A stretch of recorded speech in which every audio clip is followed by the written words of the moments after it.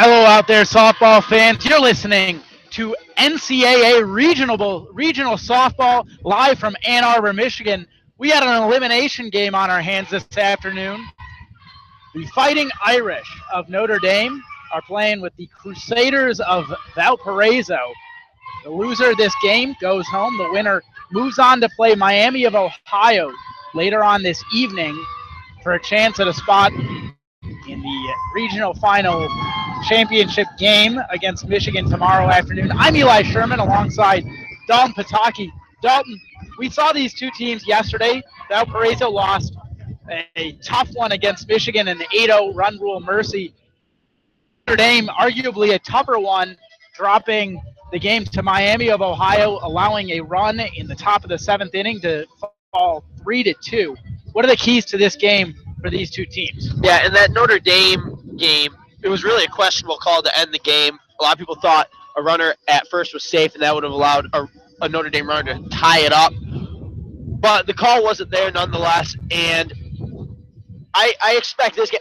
For Notre Dame to win, they just have to do Notre Dame things. They came in, ended the season number 20 in the country. Valparaiso, not the greatest of softball teams. They started out 3-20 on the year, but went on a run and won the Horizon League end-of-season tournament and won the NCAA berth.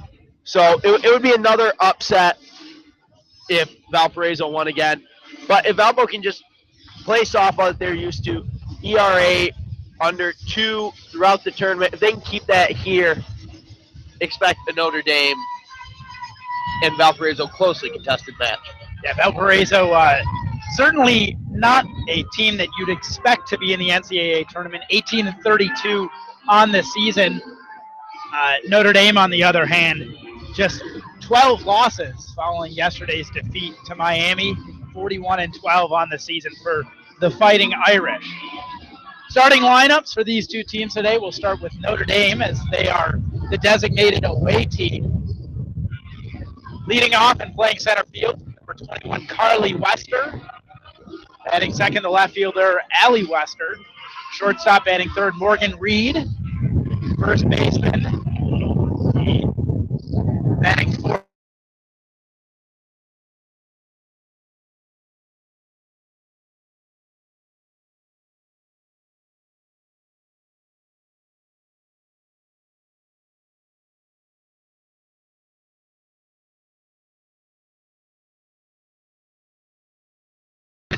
Counting things out, the pitcher, Allie Rhodes. First pitch in there, a strike. Game time 2:42 here in Ann Arbor. Taylor Weisenhofer on the mound for Valparaiso. 72 degrees here in Ann Arbor. Very windy, as you can probably hear on our mics. A one pitch foul to the right side. Tanya Gary calling balls and strikes behind the plate today. Brian Smith has got the calls on the first baseline, and James Colsey, the home plate umpire in the Michigan and Miami, Ohio game, will be down the third baseline. 0-2 pitch, just outside, taken for a ball. Carly Wester, a left-handed hitter, slap hitter. A lot of speed there out of that left-handed batter's box.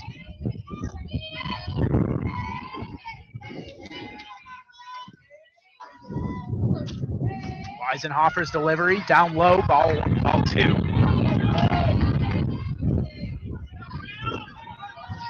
Carly Wester named one of the top 10 finalists for the USA Softball Collegiate Player of the Year award earlier this May. She is the second player in Notre Dame in the last 4 seasons to be one of the top 10. Wester takes a ball up and out, count moves full. We saw Weisenhofer yesterday against Michigan. She went 4 1/3, gave up 9 hits in all 8 of Valpo's runs. She was pulled in the last inning there. Wester grounds one to the right side, second base, flips, throws, safe! Wester legging one out, an infield single to the second baseman, Trepanier. And so Notre Dame has their leadoff hitter on. Yeah, and really just a chopper to the second baseman, and the long legs of Wester were able to carry her just in time beating that not even by a half a step. So that'll bring up her sister, Allie Wester, left fielder, 416 hitter on the season, 38 RBI. She lays down a bunt, it's foul, 0-1. And more accolades for the Wester family, as Allie Wester became the second Notre Dame freshman in the last 3 years to reach the Final 10 in the Shut Sports / National Fast Pitch Coaches Association Division I National Freshman of the Year voting. The last Notre Dame player to be in that voting was, believe it or not, her sister. Strike on the outer half, 0-2. Both Westers have gone down 0-2. We'll see if Allie's able to do the same as her sister to get on base. Allie Wester, a second-team All-ACC selection, one of several Notre Dame players to make that awards list. She lays down a bunt. Pitcher fields it. Weisenhofer throws it to first. She's safe. 2 infield singles. Real nice running from the Wester sisters, and the Notre Dame has something brewing here in the top of the first. Yeah, and this will prompt a circle meeting for the Valpo infield. I don't see a coach coming out, but definitely something to talk about. Situational softball here. Where are they going to go with the ball? But Notre Dame cooking early. They're not wasting any time. Yeah, you got to imagine that Notre Dame, number 20 in the country, yesterday after falling to Miami of Ohio, they were expected to win that game handily, dropped the game in a close one, and now they're looking at elimination. That's not really the way they expected their weekend to go here in Ann Arbor. First pitch bunted up and over the head of the catcher, Stewart, foul ball. And so you got to imagine that they're a little bit angry here. Yeah, they want that revenge game against Miami of Ohio, and they want to get out of this one quickly, score the runs early, and maybe play a shortened game so you can rest up for that game. About 5 o'clock Eastern is the expected start time. Ball up and out from Weisenhofer. 1-1 the count. Up to the plate now, Morgan Reed, the Fighting Irish shortstop. She batted .357 on the season. .329 with runners in scoring position, and that's what she has in Carly Wester at second. She lays down a bunt. First baseman fields it, throws it off the glove of the second baseman. Trepanier covering. Wester, number 1, comes around to score, and Allie moves up to third. So it's first and third. No outs here in the top of the first. Morgan Reed reaching on that air. Small ball all around for the Notre Dame Fighting Irish. As we saw, 3 bunts. Head coach Deanna Gump, she read the scouting report on Valpo. They have a tough time covering, it looks like. And 3 hits that didn't get past the pitcher's mound, and all of a sudden there's runners on the corners, and ND's already up 1-0. And Gump's counterpart, Kate State, coming out for a quick circle visit. She's already headed back to the dugout to try and calm down the infield.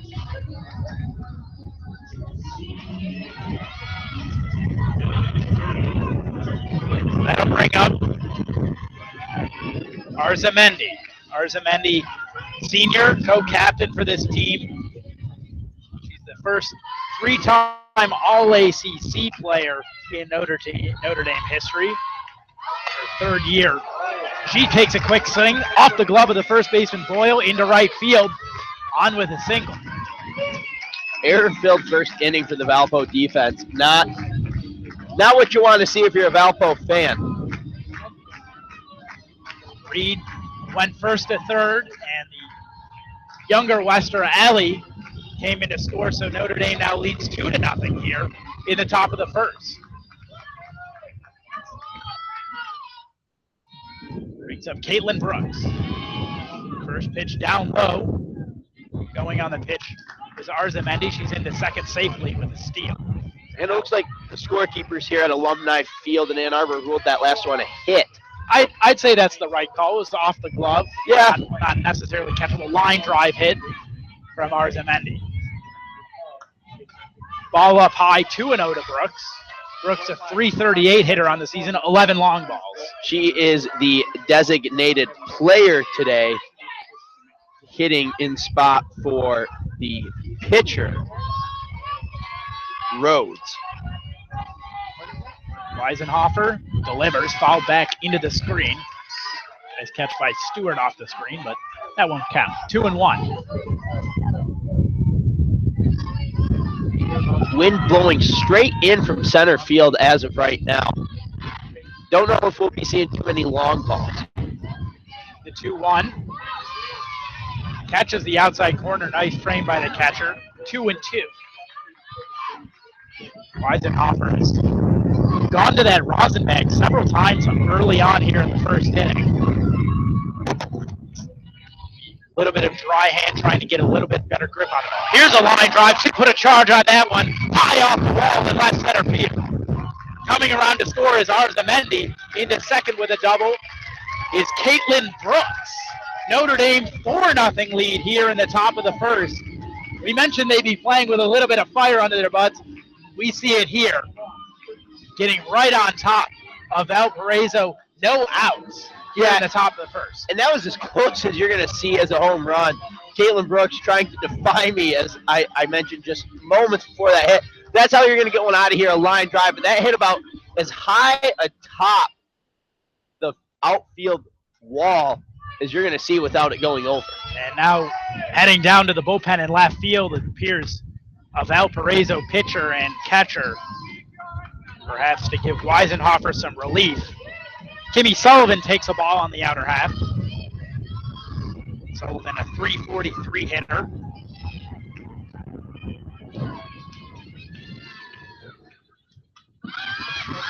She lays down a bunt. It's foul on the first base line. 1-1. That pitcher I saw going down there, Ashlyn Montgomery. Of course, we saw her yesterday against Michigan through just 1/3 of an inning before the walk-off walk.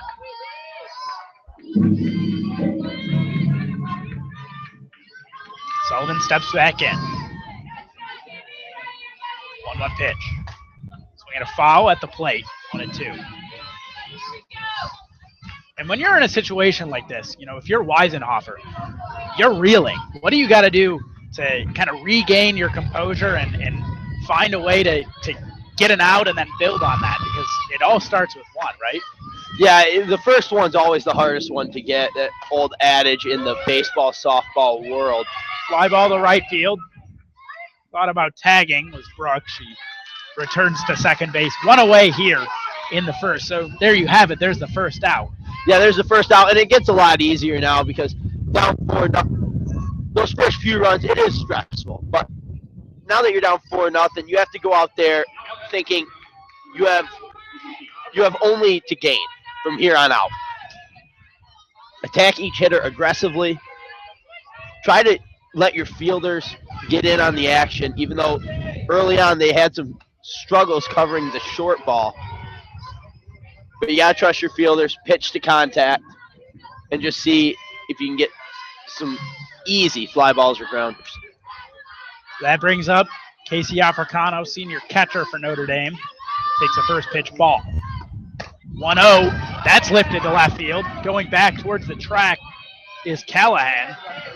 She makes the catch, tagging from second, and into third safely is Brooks. Nice heads-up play. Nice base running there. Aggressive from Brooks. Yeah, that ball, just deep ball to the warning track for Africano. And you can't help but think that the wind knocked that down. Otherwise, that'd be long gone. Yeah, I think that's the type of ball that if the wind's going the other way or is at least neutral, it might end up on the field over at Ray Fisher Stadium. Ball up high to Megan Sorley. For those that don't know the field dimensions here at Alumni Field, first base runs west to east. Out in center field is the baseball stadium, Ray Fisher Stadium. Ball inside to Sorley. 222 right straightaway center, 200 down each of the lines. The big house sits behind home plate a few hundred yards.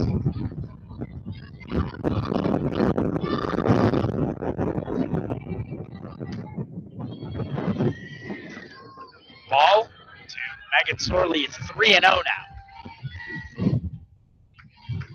Wind gusting around 20 to 25 miles an hour. 3-0 pitch. Catches the zone for a strike. So early 295 hitter. Just 12 strikeouts on the season. Weisenhofer, her delivery. 3-1, catches his own first strike. Full count, 2 outs. Big pitch here for Weisenhofer to just get out of this inning, put it behind her, and let the Valpo bats get to work.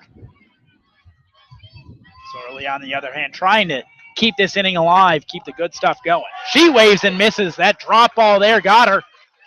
We head to the bottom of the first. Valparaiso trails 4-0 here after 1. Fighting Irish, fighting strong here.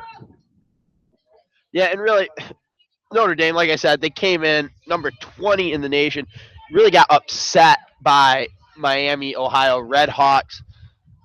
And Valpo, they finished the year 18-32. Your record usually reflects who you are. But they went on that hot streak, and really, the Crusaders, they're not foreign to going on this streak and getting in the tournament. In the last 5 years of the Horizon League softball tournament, they've won 3 of them. Mm-hmm. Yeah. So this team has been here before. I think at this point, when you get to the NCAA regionals, talent takes over. Yeah, I think Valparaiso is an example of a case where, actually the Horizon League in general is an example of a case where it's not necessarily even competition compared to the other conferences. And so that's why you saw it. Valparaiso started the season 0-11, and then they only won 3 out of their next 12 games. And so I think they took advantage of that momentum down the stretch. They really finished strong, coming down the stretch. But it just seems like they're not quite in the same league as the 2 teams that they face so far. Then again, we haven't even seen them have a chance to hit yet against Notre Dame. Maybe your pregame prediction off air before the broadcast, pregame prediction of just a mash fest with home run after home run. Maybe that'll come true, and we'll get to see a little bit of excitement here at Alumni Field. Yeah, I certainly hope so. And really, this Valpo team isn't. Once again, they're not forward to being down in the Horizon League championship game. They were down 4-0 in the top of the 7th.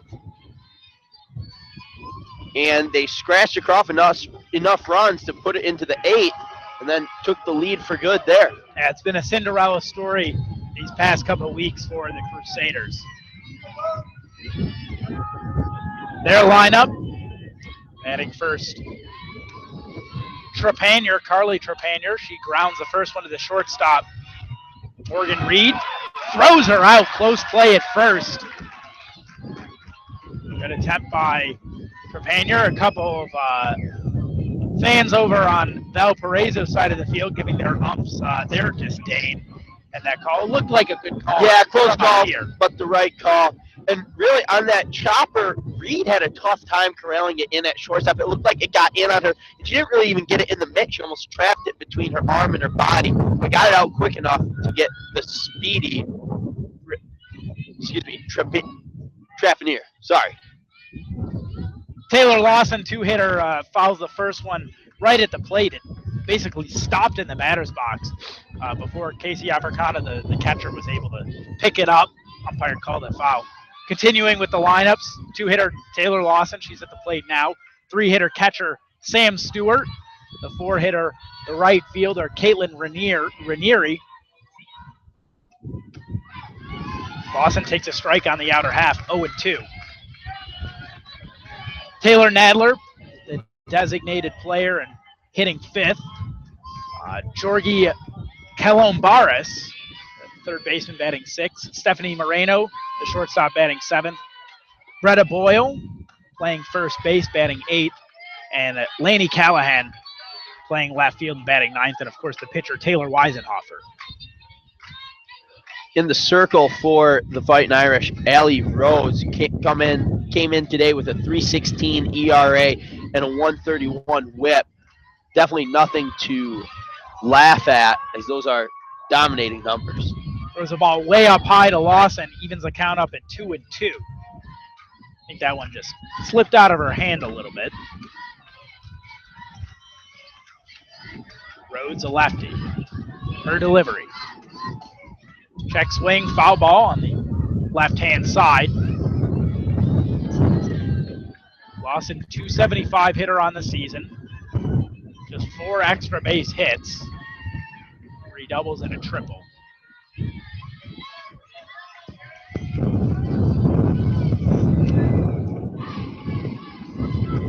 Rhodes' pitch. Up and out, full count. Yeah, and the lefty-lefty matchup going full count here with Lawson trying to get on base and maybe scratch off a couple runs to cut into that 4-0 deficit. Payoff pitch. Swinging a grounder to the left side. Third baseman fumbles, picks it up, fires, gets a runner at first. And once again, the Valparaiso fans. The fire is burning over on that side of the field. That time we saw a couple of fans stand up, yell their disdain at first base umpire Brian Smith. Once again from up here, looked like a good call. Yeah, Brian Smith, 2 tough calls in a row, and Sullivan had a tough time feeling. It was kind of a hot shot to the third baseman. It ran up in her mitt and got into her body, but give her credit, she got it out quick enough. Sam Stewart, the catcher, takes a strike. And it's worth mentioning that in the top half of the inning, there were a couple of close plays on those fumbled ground balls. Hot shot to the first baseman, but foul. Arzamendi fielding that on a hop. 0-2. There were a couple really close plays on the fumbled balls by the Valparaiso infielders. And so, well, it doesn't seem to us at least that an incorrect call has been made yet as Rhodes deals up high 1-2. No, it does seem like if you're a Valparaiso fan, it's understandable that you might see things a little bit differently. Especially the Valparaiso faithful are along that third base line. So a little bit of a farther view for them. 1-2 down low. Now moves 2-2.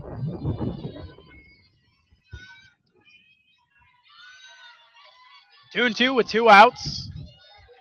Sam Stewart, catcher at the plate. A pitch. Grounder, pitcher catches it. Throws to first. Arzamendi records the out. So the Fighting Irish get them 1-2-3 in the bottom of the first. We head to the second. Irish on top, 4-0. You're listening to WCBN Sports. Nice job there by Allie Rhodes to corral it, realize she has enough time, and being a left-hander had to turn all the way around to get that ball over to first, but took her time, flipped over a strike, and ended the inning 1-2-3. So we'll see Weisenbacher come back to the mound, at least for the time being. Looks like Montgomery is still out there in the Valparaiso bullpen, getting that shoulder warmed up.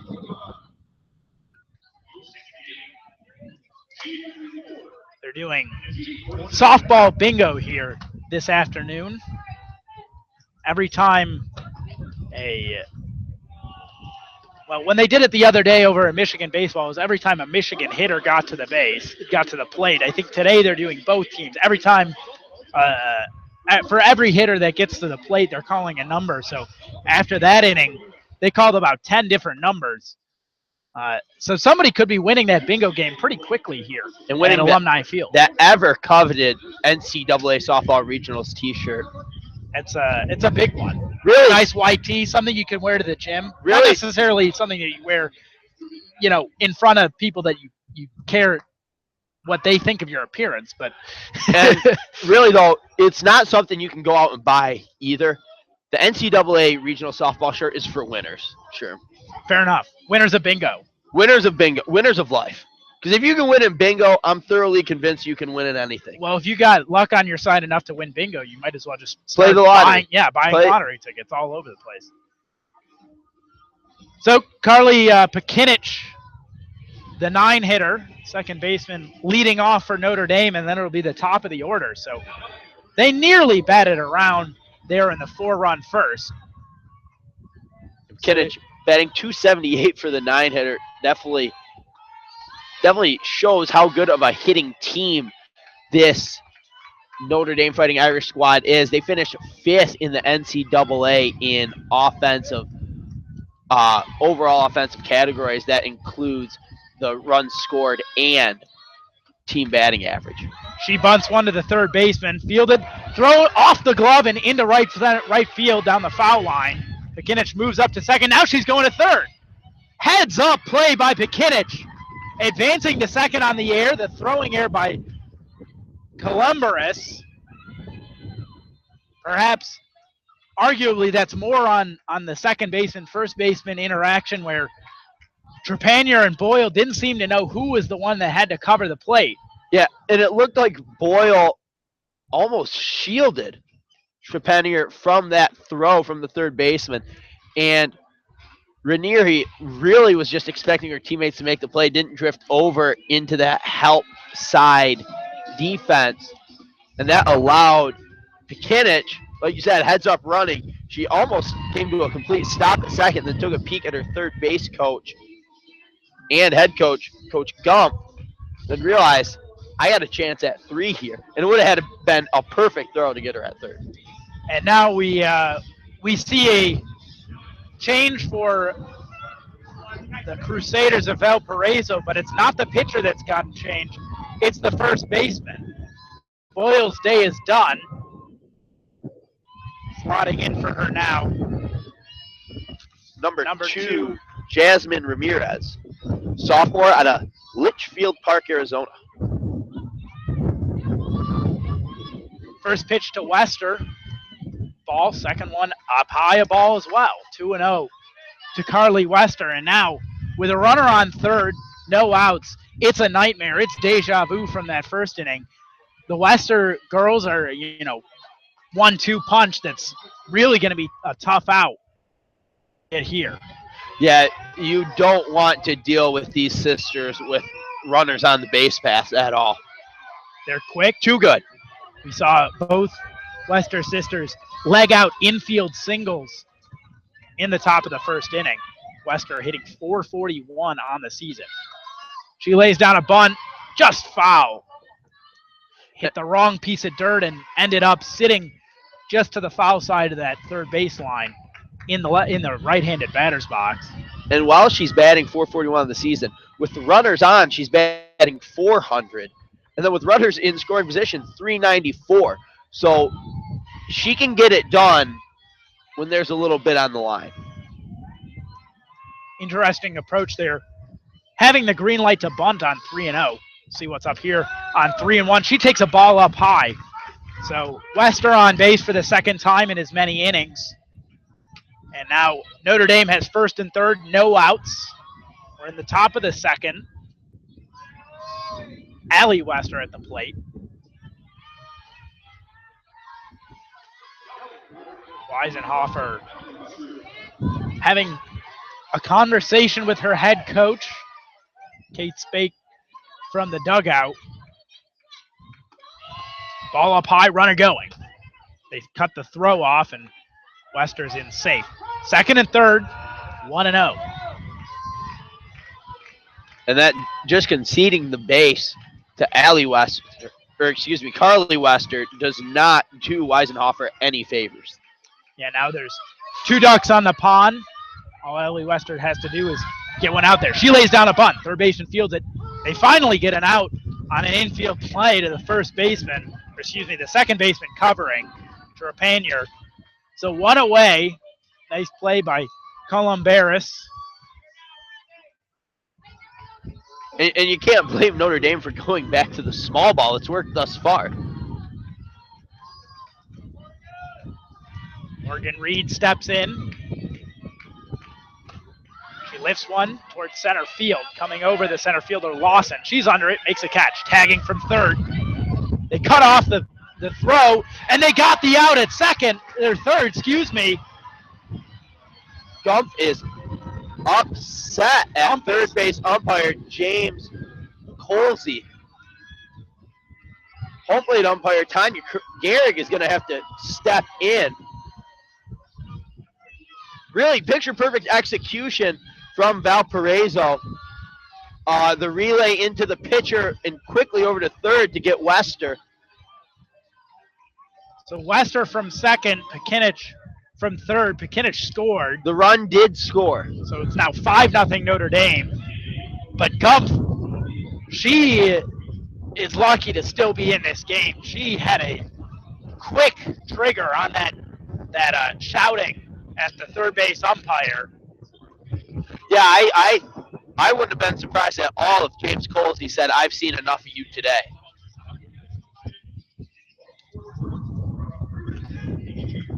But Gumpf will head back to the dugout.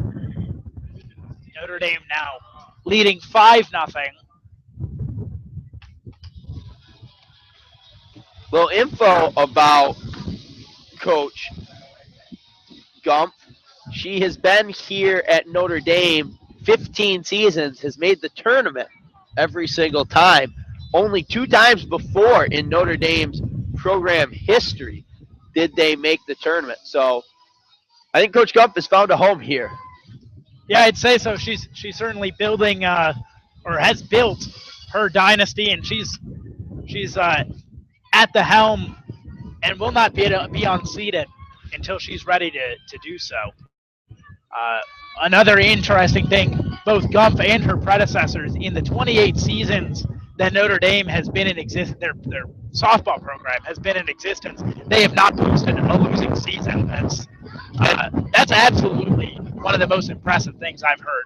And about any sports program. And really at Notre Dame, just to show you what kind of athletic programs they're running over there, they have another program in which they have never recorded a losing season. That's going to be our trivia question today. What other Notre Dame athletics program has never recorded a losing season in its existence? You can tweet us your answers at WCBN Sports on Twitter, or interact with us on our YouTube feed. We'll let you know the answer to that at the end of this inning. Allie Rhodes returns to the circle. First pitch strike to Caitlin Ranieri. Ranieri, a senior right fielder, 277 hitter on the season, 5 long balls, 447 slugging percentage. 0-1. Lifts one to left center field. Under it is the shortstop going back. And she makes the catch. Morgan Reed. Wynn knocked that one down mightily. Oh, yeah. No doubt about it. Mother Nature playing just wreaking havoc out there in the field. And when you consider yesterday, picture perfect softball weather. Yeah, it's a little bit, given the breeze, it's a little bit chilly, or at least it was this morning. Now it's an okay temperature, around 70 degrees. First pitch strike to Taylor Nadler.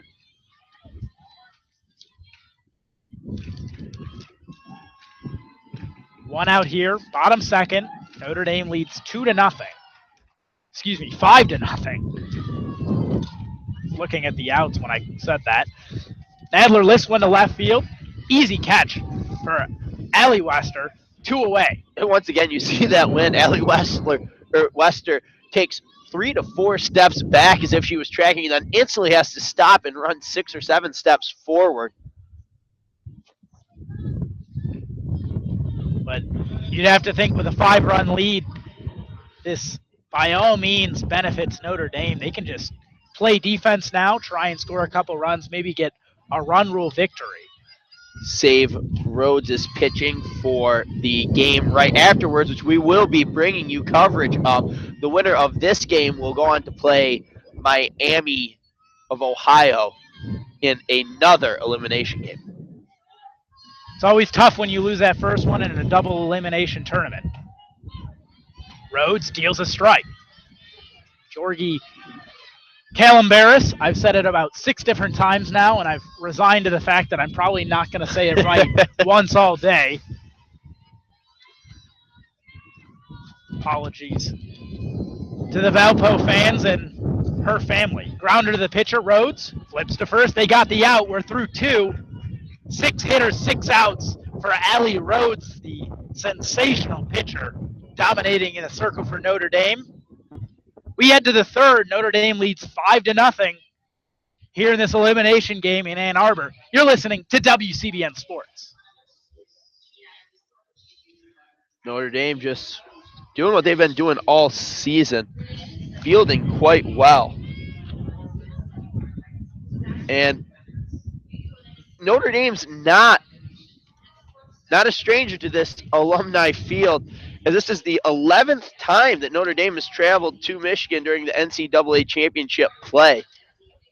They've also served as host in 2005 and 2015.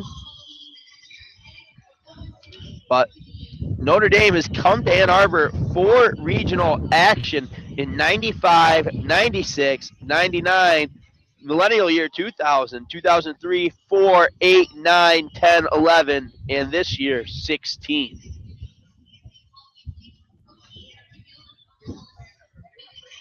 Sherm, what have you saw this far that either Valparaiso can correct or improve upon?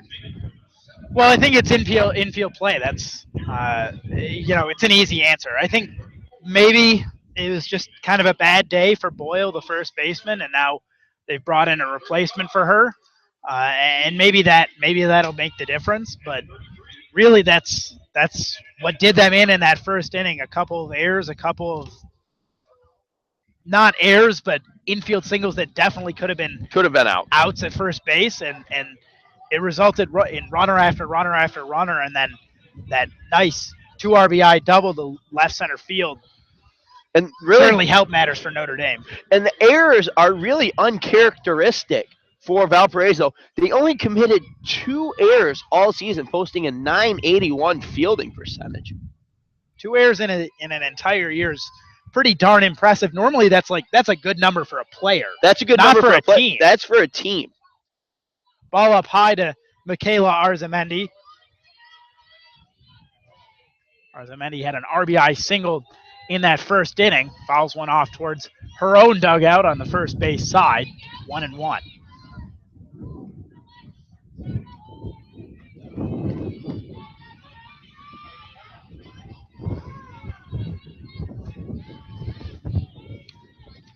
Weisenhofer gets her sign. Pitch. Swinging a foul back into the screen. 1-2. Arzamendi taking a step out of the batter's box after that one. I think she saw that pitch as something she really could have put a charge into, but didn't quite get the hold on it. 1-2.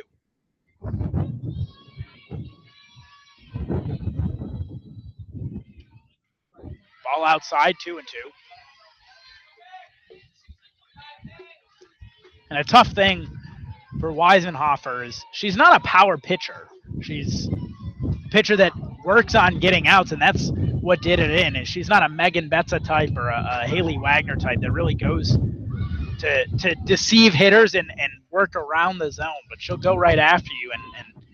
And when the defense isn't holding up as it did all year, as you discussed, I think it's something that you can't, there's no easy fix to that as a pitcher. Another foul ball back into the screen. The 2-2 pitch now. Down low, 3-2. Yeah, and Weisenhofer, 161 strikeouts on the year to 104 balls. It's a pretty good ratio. But like you said, nothing like you see out of the traditional power pitchers that come out of the Floridas or the Michigans. Swinging a drive down the right field line. That one just fair. Bounces up and out of play. A ground rule double for Arzamendi. That thing was maybe an inch off the line in right field, almost to the point where we can't see it behind the wall from up here in the press box. And Arzamendi really just mashing the ball thus far. She had that deep ball that almost left field, and now a ground rule double down the right field line. It everywhere's in play when she's at the plate. That brings up Caitlin Brooks. She squares to bunt. She misses it. They call the strike.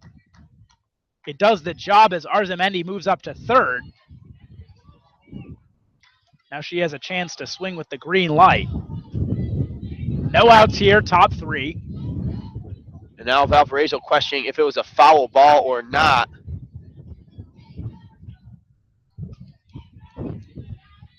And Tanya Gehrig says, no, it wasn't. Runner will stay on third.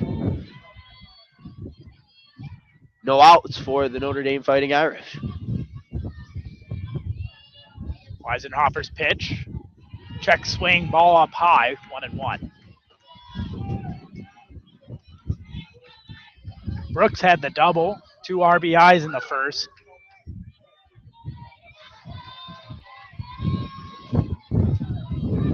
One. Up high, 2-1.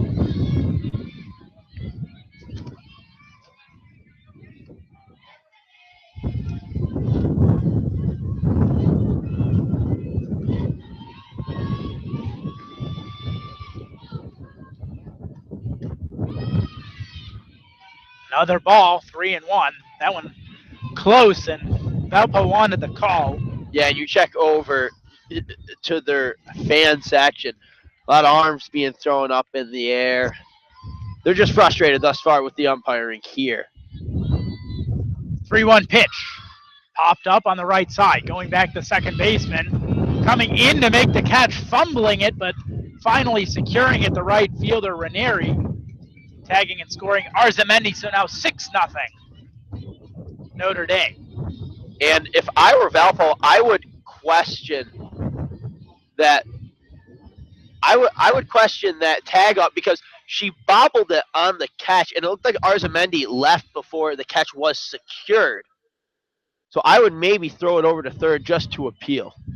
Yeah, certainly couldn't hurt. I didn't quite catch it. I was looking, down in front to see the catch because a ball hit that short. But they did ask. Valpo did ask for the appeal. The umpires ruled it was a fair tag. Then again, there's always the chance that the umpires didn't see it. Yeah, because that ball was hit too short for the runner on third to score that easily. Kimmy Sullivan fouled one out over the press box roof. The 0-1 pitch grounded hard up the middle into center field. That's a single. Notre Dame 6 hits on the day. Nice piece of hitting there by Kimmy Sullivan.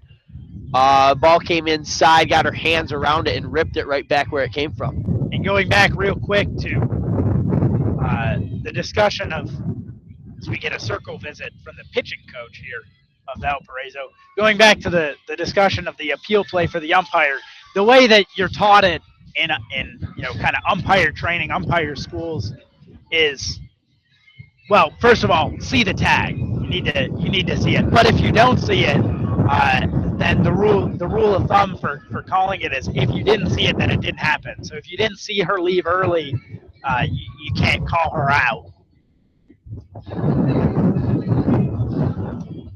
And you look on the field, Notre Dame is just nothing but smiles, and with good reason. They find themselves up 6-0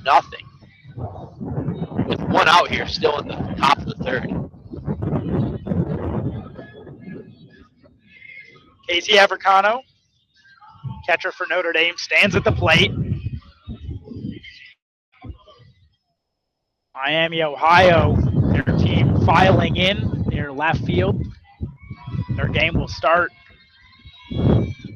presumably soon after this one ends.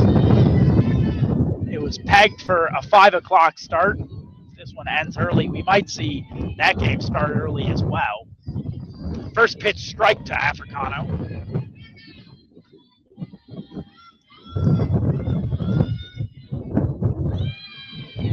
Runner going in there safely.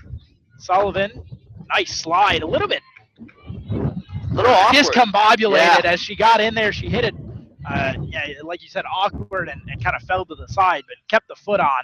That's what's important. So runner on second with one out. 1-1 the count after that pitch.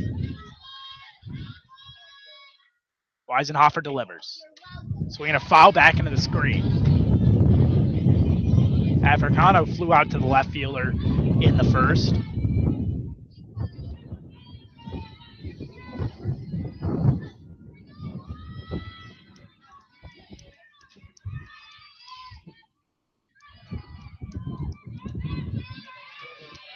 One and two the count for Casey Africano. She lifts the pitch up the middle. Second baseman Trepanier back. She makes the catch just 10 or 15 feet behind second base, 2 away here in the top of the third. Sure, before this game, we saw Notre Dame walking in. They had a giant inflatable, what appeared to be orca whale. Yeah, I was going to say, killer whale right there. Yeah. The new regulations set forth by the dictators of fun, the NCAA, said no more props or non-uniform items in the dugout. What are your thoughts on this? Well, Sorley takes the ball. I'd say that what they should have done, as Sorley waves and misses. You know what? Let's save this for strike. in between innings. All right. I was going to say what they should have done is put a uniform on the orca. Oh, we'll and talk then about you have that. a uniform item. We'll talk about that. 1-1 pitch. Ball up high, 2-1. Sorley ended the 4-run first inning with a strikeout, trying to avoid the same fate here.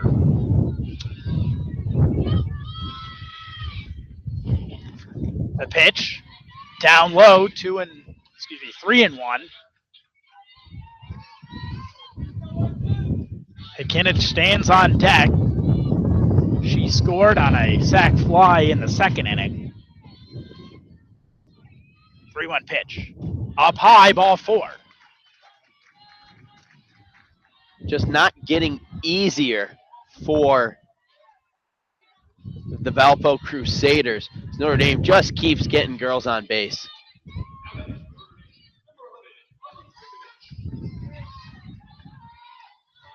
So Hikinich steps up. She reaches out, slaps one to the second baseman. Trepanier under it. She makes the catch. We head to the bottom of the third. Notre Dame on top 6-0 here in Ann Arbor. You're listening to WCBN Sports. Eli Sherman and Dalton Pataki on the call here from Alumni Field for this elimination matchup in the Ann Arbor Regional. So going back to your question, the orca, I think that counts as a prop.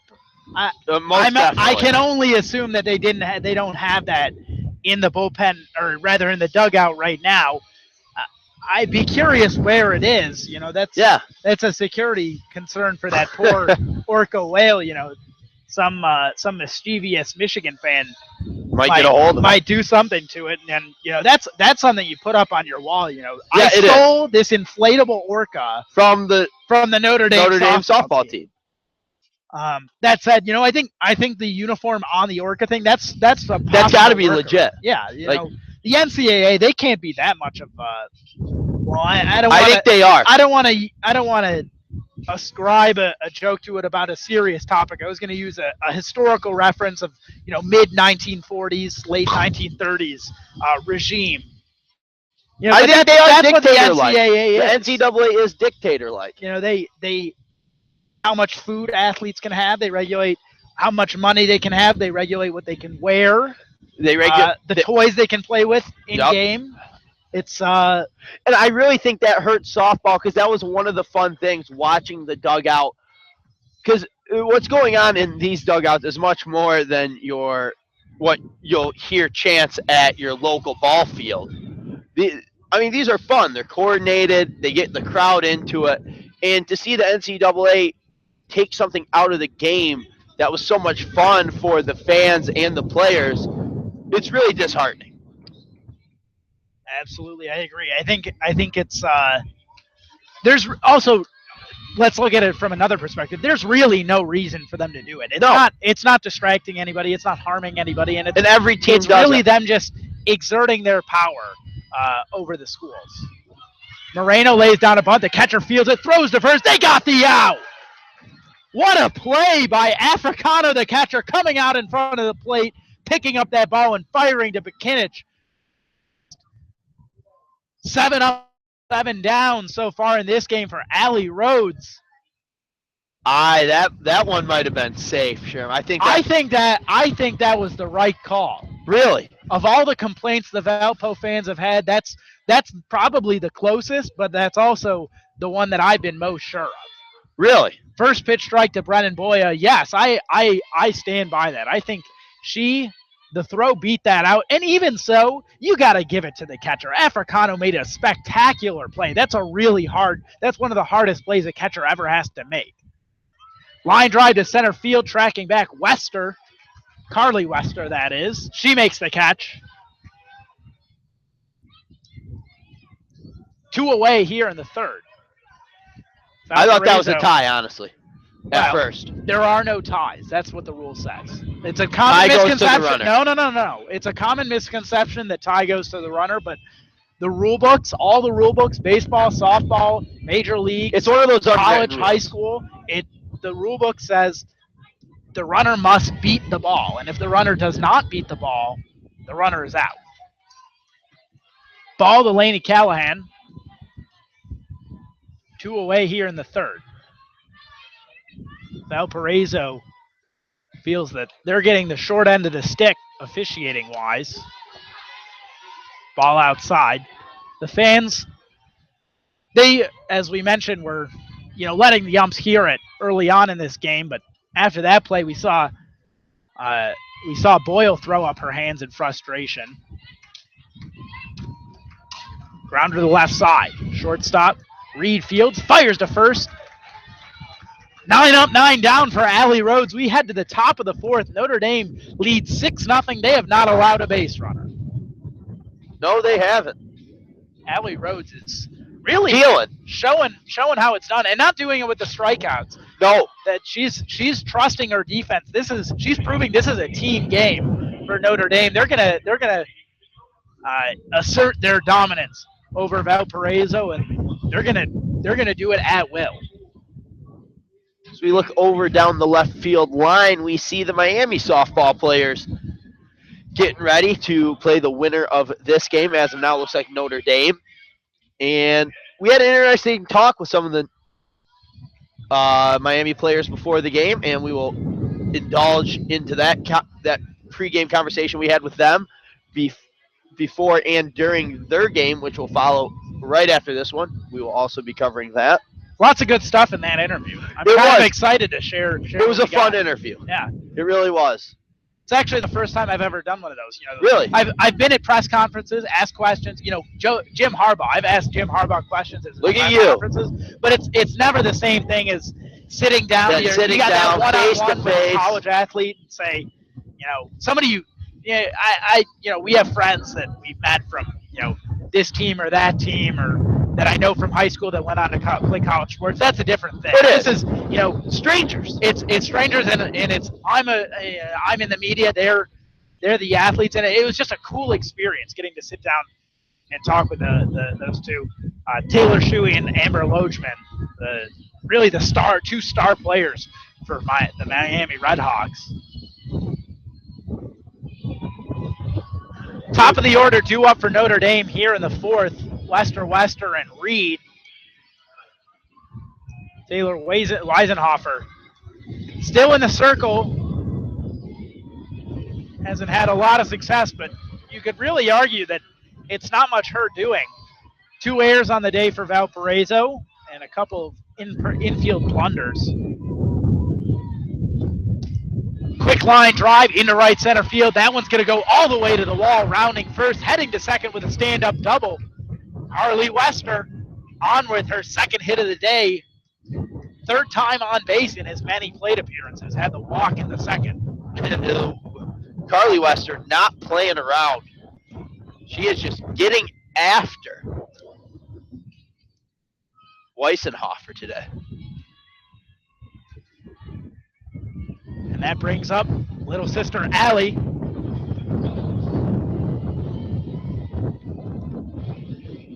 These two anchoring this Notre Dame lineup. She lays down a bunt on the third base line. Throw is there. They retire Allie Wester, but Carly moves up to third base. Good team softball there, getting that run up, as it looks like Notre Dame is playing for the mercy rule, which is 8 after 5. Wind picking up here the past couple minutes. We apologize for any audio difficulties coming across your speakers at home. We are doing the best we can as we sit outside here along the right field line at Alumni Field. Ball down low to Morgan Reed. Second one popped up towards the left side. That one bounces in fair territory and then ends up towards the wall along the left field line. She's in with a double. That was just Mother Nature at work there. And as soon as it died right in front of left fielder Callahan, and as soon as it landed too, it had some English on it and spit all the way to the left field foul wall. And that allowed Allie Wester to get all the way to second. Tough play for Callahan. I think she had that one pegged off the bat, but as the wind killed it, she just couldn't, the legs couldn't get her there quickly enough. Or excuse me, that's not Allie Wester at second. That's Morgan Reed. Morgan Reed, yes. Morgan Reed stands on second, one out. Notre Dame leads 7-0. Michaela Arzamendi at the plate. She lifts one to right field. That one's going way back. At the wall, making the catch is the right fielder, Ranieri. Nice play there, deep in the corner in foul territory to retire Arzamendi. Reed moves up to third base. 2 outs now in the top of the fourth. Yeah, and Arzamendi's just been smashing the ball lately. The wind now blowing from left to right here. I'm surprised that ball stayed in play, but great concentration there by Ranieri to lock it in and get 2 outs now in the inning. That brings up Caitlin Brooks. She takes a ball up high. Brooks playing DP today. Sac fly, and an RBI in the third. 2 RBI double in the first. 1-0 pitch. She hits that one to right. Going back and making the catch with ease is Ranieri. Hard hit ball, but right at the right fielder. So to the bottom of the fourth, Notre Dame leads 7-0. You're listening to WCBN Sports. Eli Sherman and Dalton Pataki on the call here on this beautiful but windy Saturday afternoon. And forgot to bring you the answer to today's trivia question at the end of the last inning. I'm going to bring it to you now. The question was, Notre Dame Fighting Irish softball has never posted a losing record since the inception of the program. What other Notre Dame sport has never posted a losing record? That is the 3-time women's national champion women's soccer team. Lot of athletic excellence there, and history at Notre Dame. A lot of history too. Cheer, cheer, indeed.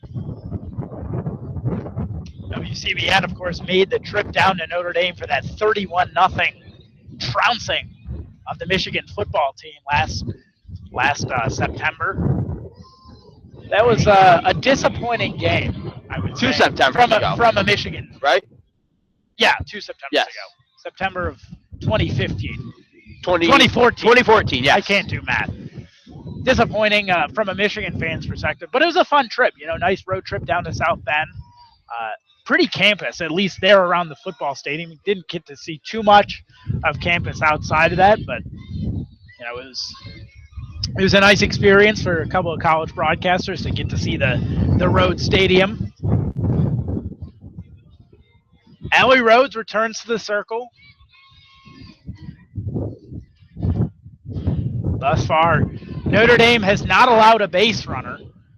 And in some NCAA softball news, Missouri finds themselves down 6-0 in the bottom of the third. That's important because Missouri is the expected winner of that regional to play the winner of this regional. First pitch to Carly Trepanier. Takes a ball on the outer half. Yeah, the Missouri regional. That one was, Missouri as a team was one of the teams that a lot of people circled as potentially a tough matchup for Michigan in the Super Regionals. If Michigan's able to get out of this one alive, Trepanier lays down a bunt, ends up foul. 1-1. If Michigan's able to get out of this one alive, Missouri would pose a difficult matchup for them. They have a very similar top-to-bottom power lineup to to what Michigan has. And, of course, if Michigan does not make it out of this regional, then the winner would potentially be heading to Missouri. Ground ball to the left side. Third baseman Sullivan fires to first and get the out. One away here in the bottom of the fourth. As of now, Nebraska really just taking it to them. That brings up Lawson, Taylor Lawson, junior outfielder. She grounded out to the shortstop Morgan Reed back in the first. She lays down a bunt. Rhodes comes over, fires to first. Her throw goes away. Held on to the ball a little bit too long and ended up releasing it way low. So Taylor Lawson reaches on what has to be a throwing error. And that's a tough play for a left-handed pitcher down that first base line. They have to get it and turn all the way around and still get it in time. Really, she tried to throw it while spinning, and I think that's where you get the errant throw from. Right now it is marked as a hit on the board. We'll see if they change that. Perhaps they thought Lawson was going to beat it out. Yeah, it would have been close. Ball in the dirt to Sam Stewart. And now Valparaiso has a little bit of something brewing. They'd have to make a serious comeback here. They trail 7-0 down with one down in the bottom of the fourth. Rose's pitch. Lifted up and out of play, foul. 1-2. So if that hit stands, it is the first hit for Valparaiso. And first base runner. The perfect game. That one goes without saying. As a broadcaster, you normally can't say the exact words. Ball in the dirt, runner going. In there safely. 2-1 the count, and Lawson moves up to second on the steal. Notre Dame, a little bit of struggles of their own here in the bottom of the fourth. As a broadcaster, you can't name a perfect game, and because that's obviously a jinx. I would like to think I have that type of power over an athletic event in which I'm not participating in, but I don't buy into the jinx. Stewart lifts one to center field. Coming in and making the catch is Wester, reaching out, underhand. 2 away, she runs it all the way into Allie Rhodes, the pitcher. Hands it directly to her. So 2 away in the bottom of the fourth.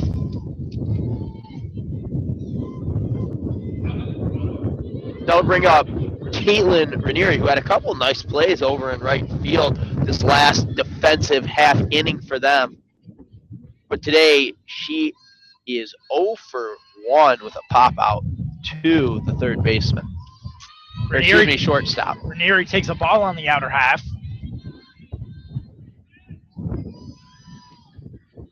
Rhodes still has not recorded a strikeout today. 167 on the season and 156 in a third innings. Strike there, 1-1. Miami, Ohio women's softball team playing hacky sack out in the, I guess you could say pavilion area near left field, near the visiting fielding cages. 1-1. Up high, ball 2. Valpo all-time trails Notre Dame 35-11 in their lifetime series meetings. These interstate rivals are only separated by about an hour, 5 minutes of highway drive time. The 2-1. Swing and a miss. Big wave there from Ranieri. Tried to golf that one up into the wind. 2-2 with 2 outs. Runner on second. Valpo looking for their first run of the day. We said it in the first inning. The first one is always the hardest. At that point, we were talking about outs. She grounds one up the middle. Second baseman Fields fires to first. They got the out. We head to the top of the fifth. Notre Dame leads 7-0. They need a run and then a hold to get the run rule victory. Eli Sherman here with Dalton Pataki. You're listening to WCBN Sports for this elimination game here on Saturday afternoon at the Ann Arbor Regional NCAA tournament. Loser of this game heads home. The winner will play later on this afternoon against Miami of Ohio. About 5 p.m. Eastern time, I believe, is when they slotted it up. That'll be potentially the redemption matchup for Notre Dame. They lost a close one 3-2 last night, or I should say yesterday afternoon, really, against Miami. We'd like to take a moment to thank you for tuning in to our broadcast once again, all the Valparaiso and Notre Dame fans. We appreciate every single one of you.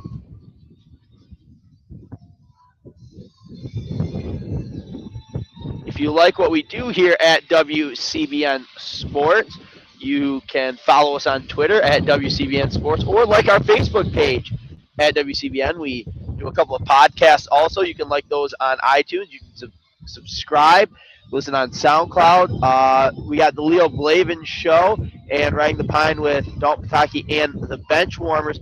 Both two excellent podcasts. I appear on both of them. But nonetheless, subscribe, listen. If you like what we do here, let us know. I should hope that you tend to be on Riding the Pine more often since it's yours. Yeah, I don't know if I've missed an episode of that yet. Fascinating stuff, too. Oh, given that you get to schedule every episode, I'd say yeah, it definitely helps. Sullivan, Africano, and Sorley do up for Notre Dame here in the fifth. They're looking for a run. Weisenhofer delivers. First pitch lifted way up high and out of play. Back on the stands. Sounded like we heard the broken glass sound effect. I hope it was real, though. From the PA system. I think it ended up in the concourse behind home plate near the snack shacks. Now she lifts one to right. This one's way back, off the wall. It is ruled a home run. The fencing there, right above the yellow line. Kimmy Sullivan, a solo home run here in the fifth inning. Kimmy Sullivan did it the only way you could get a home run out today. Straight line shot. There's an NCAA softball sign, and it smacked it hard. Like I said, only way you could get a home run out today was a line drive, and Kimmy Sullivan did it. So Kimmy Sullivan adds a run, and now Notre Dame has that 8-run lead. They'll look to add to it here, though. I thought Ranieri was going to make a play on it. She nearly caught it. The glove went up, but the glove fell off as she hit it, and then the ball ended up falling in between that railing and the fence. The fence is about, I'd say, 6 feet high, maybe about 5'8". We were standing there earlier. Now Africano lifts one to left field. Under it, making the catch is Callahan. We were standing out there actually on the left field side of things earlier, and it was right below my eye level, maybe a lot around my mouth. I would say it's about 5.5 feet tall. Yeah, and I'm 6'1" on a good day. On a bad day, I'm about 5'11" and a half. Most days are bad days in that department. And then the railing is about 6 inches behind it, and then goes up another 4 feet or so, and it hit that railing, or really it's a mesh fencing to keep the fans from falling onto the field. That it hit that mesh right above the yellow line. Well, Sorley takes a ball. It's 1-0. Strike there, right over the outer half of the plate. 1-1. Sorley 0 for 1 today, has a strikeout, swinging, and a base on balls in the third inning. 1-1 pitch, up high, 2-1. Notre Dame, 8 runs on 9 hits, no errors. Valparaiso, 0 runs, 1 hit, and 2 errors. We're in the top of the fifth. Sorley takes a ball, 3-1. Notre Dame scored 4 in the first, and then they've scored 1 run per inning since. It's a nice offensive mantra, 1 run per inning will never hurt you. She waves at a fastball, or rather a rise ball, and misses. Count moves full. Sorley looked really confused on that one. Yeah, it looked like she didn't want to swing about halfway through her swing, too late to hold up. So she decided to go through with it. The payoff pitch. Swing and a miss. She got her on a change. Foul tip into the mid. 2 away here in the 5th. Nice job by Stewart to concentrate, see that ball all the way into the mitt to complete the strikeout. So, with 2 outs, McKinnon comes to the plate. Perhaps Notre Dame's final hitter of the day. We'll see how they do in the bottom half of the inning. Reaches out, slaps one. The pitcher Weisenhofer fields, fires to first. She got the out. We head to the bottom of the 5th. Notre Dame leads 8-0 here in Ann Arbor. They're looking for 3 outs and a victory and a matchup with Miami, Ohio. Do or die time this afternoon. Do or die time for Valparaiso right now. They got to scratch across at least one to keep their season alive.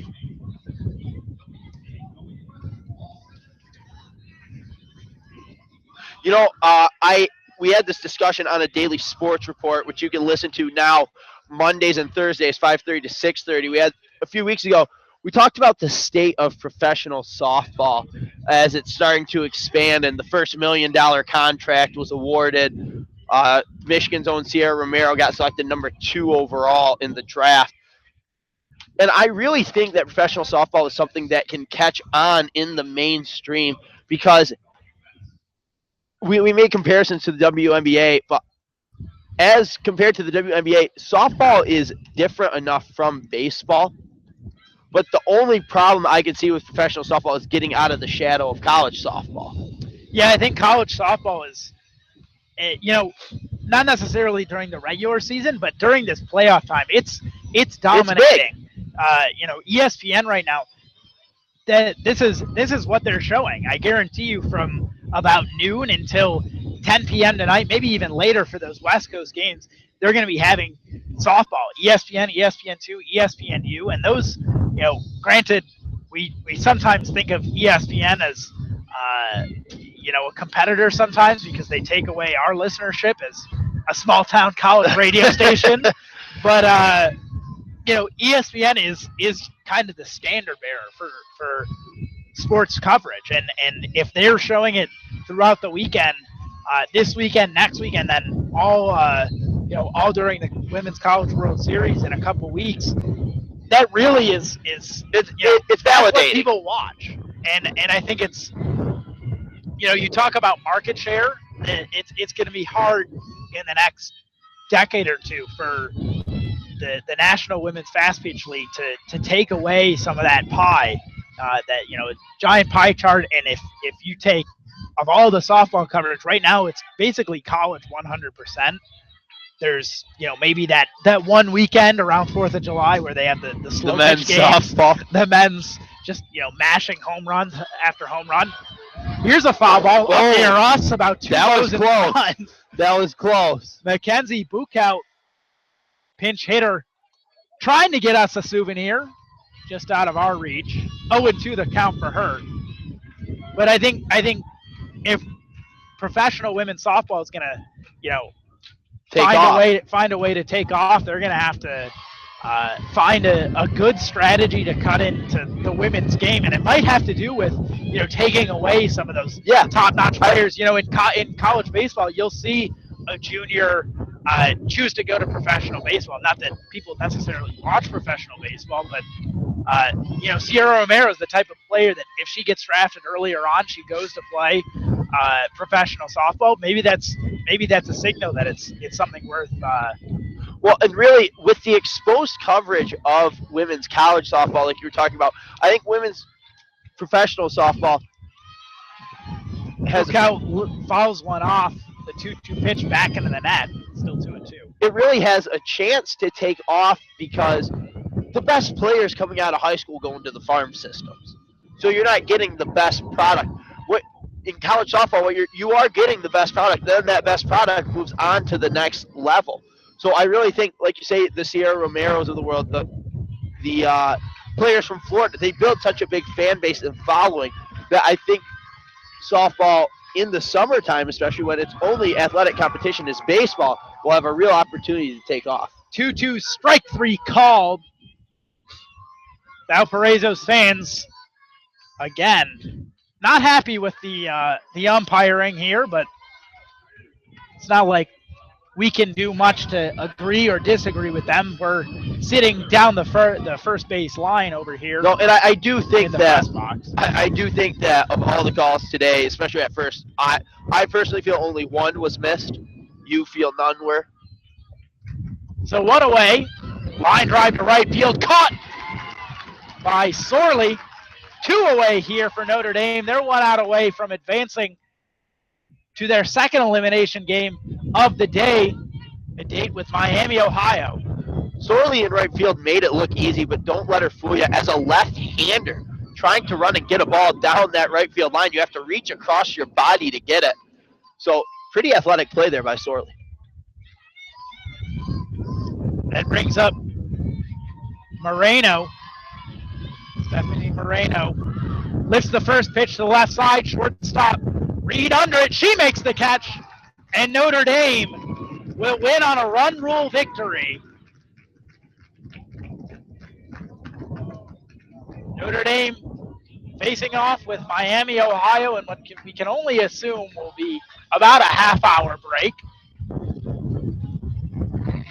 Perhaps they'll go all the way to 5 o'clock, the scheduled start time. This one was a quick one, just about an hour and 20 minutes here in Ann Arbor. Valparaiso will be going home to Indiana, empty-handed here at the Ann Arbor Regional. 2 tough 8-run losses. 8-0 to Michigan and 8-0 to Notre Dame. 2 4-run innings. I hate to make the comparison, but it has struck midnight on the Cinderella story. Heck of a job by Valparaiso, though, to rebound from a 3-20 start to win their conference tournament and make it to the NCAA regionals. Not many teams can make claim to that. And congratulations to the Notre Dame softball team for staving off elimination for that game. But yeah, we will tweet out the time of the next game as soon as it gets relayed to us. Me and Eli Sherman will be bringing you Miami, Ohio Redhawks softball versus Notre Dame Fighting Irish softball. Yeah, it should be about half an hour, maybe a little bit more. We'll see what the schedulers do here in Ann Arbor, but we're going to take a quick break. It's going to be a different event on our YouTube page, so you'll be clicking on a different link, but it'll be the same 2 broadcasters. Eli Sherman here with Dalton Bataki. We'll catch you in a few minutes for Miami and Notre Dame. See you later.